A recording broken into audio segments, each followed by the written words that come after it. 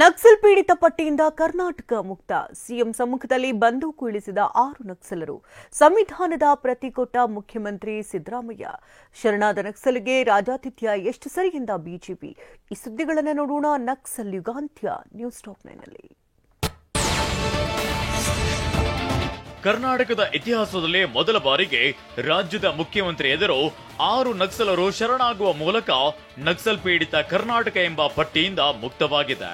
24 ವರ್ಷಗಳಿಂದ ಬಂದೂಕು ಹಿಡಿದು ಕಾಡಿನಲ್ಲಿ ಹೋರಾಟ ಮಾಡುತ್ತಿದ್ದವರು ಬಂದೂಕು ಇಳಿಸಿ ನಾಡಿಗೆ ಬಂದಿದ್ದಾರೆ. ಚಿಕ್ಕಮಗಳೂರಿನ ಮುಂಡಗಾರು ಲತಾ ಮತ್ತು ವನಜಾಕ್ಷಿ, ದಕ್ಷಿಣ ಕನ್ನಡದ ಸುಂದರಿ, ರಾಯಚೂರಿನ ಜಯಣ್ಣ ಅಲಿಯಾಸ್ ಮಾರೆಪ್ಪ ಅರೋಲಿ ಜೊತೆಗೆ ಕೇರಳದ ಜೀಶಾ, ತಮಿಳುನಾಡಿನ ವಸಂತಕೆ ಅಲಿಯಾಸ್ ರಮೇಶ್ ಬಂದೂಕು ಕೆಳಗಿಳಿಸಿ ಸಮಾಜದ ಮುಖ್ಯ ವಾಹಿನಿಗೆ ಮರಳಿದ್ದಾರೆ.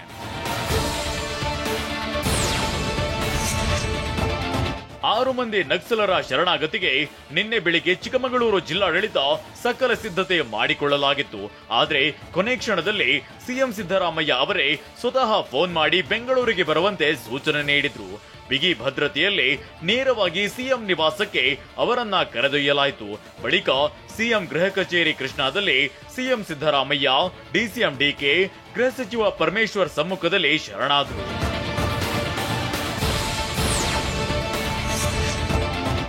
ನಕ್ಸಲರು ತಮ್ಮ ಬಟ್ಟೆಗಳನ್ನ ಸಿಎಂ ಸಿದ್ದರಾಮಯ್ಯಗೆ ನೀಡಿದ್ರು.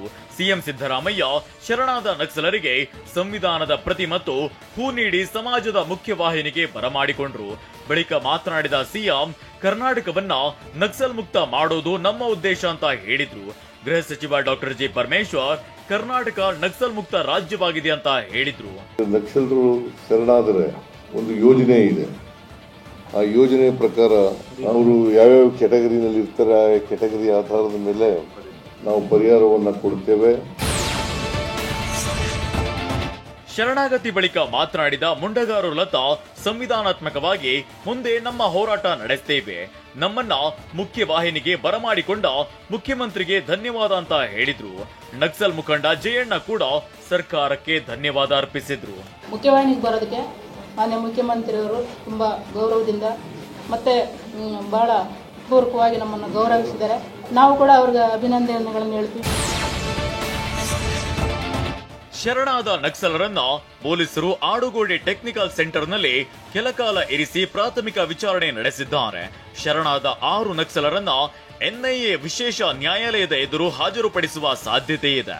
ಇವರ ವಿರುದ್ಧ ಇರುವ ಘೋರ ಅಪರಾಧಗಳ ಕಾನೂನು ಪ್ರಕ್ರಿಯೆ ನ್ಯಾಯಾಲಯದಲ್ಲಿ ಮುಂದುವರಿಯುತ್ತದೆ.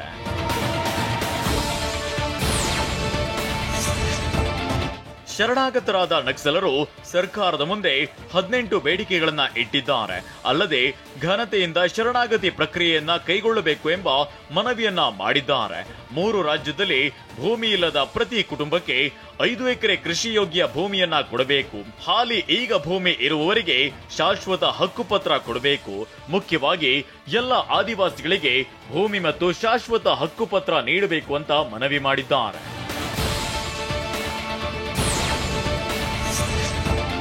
ಶರಣಾದ ನಕ್ಸಲರಿಗೆ 3 ಕ್ಯಾಟಗರಿಯಲ್ಲಿ ಪ್ಯಾಕೇಜ್ ನೀಡಲು ನಿರ್ಧರಿಸಿದೆ.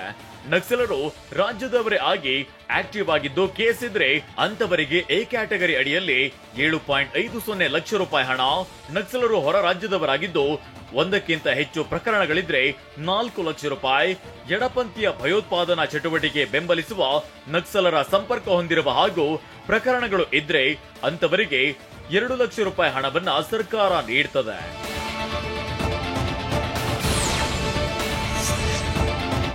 6 ಮಂದಿ ನಕ್ಸಲರಿಗೆ ರಾಜ್ಯ ಸರ್ಕಾರ ಶರಣಾಗತಿ ಪ್ಯಾಕೇಜ್ ನೀಡುತ್ತಿರುವುದು ನಾಗರಿಕ ಸಮಾಜವನ್ನ ಬೆಚ್ಚಿ ಬೀಳಿಸಿದೆ ಅಂತ ಬಿಜೆಪಿ ಶಾಸಕ ಸುನಿಲ್ ಕುಮಾರ್ ಕಿಡಿಕಾರಿದ್ದಾರೆ. ಇದಕ್ಕೆ ತಿರುಗೇಟು ನೀಡಿರುವ ಸಿಎಂ, ಛತ್ತೀಸ್ಗಢದಲ್ಲಿ ಶರಣಾದ 30 ನಕ್ಸಲರನ್ನ ಕೇಂದ್ರ ಗೃಹ ಸಚಿವ ಅಮಿತ್ ಶಾ ಅವರೇ ಖುದ್ದಾಗಿ ಬರಮಾಡಿಕೊಂಡು ಆನಂದ ಭಾಷ್ಪ ಸುರಿಸಿದಾಗ ಯಾಕೆ ಬೆಚ್ಚಿ ಬಿದ್ದಿಲ್ಲ ಅಂತ ಪ್ರಶ್ನಿಸಿದ್ದಾರೆ.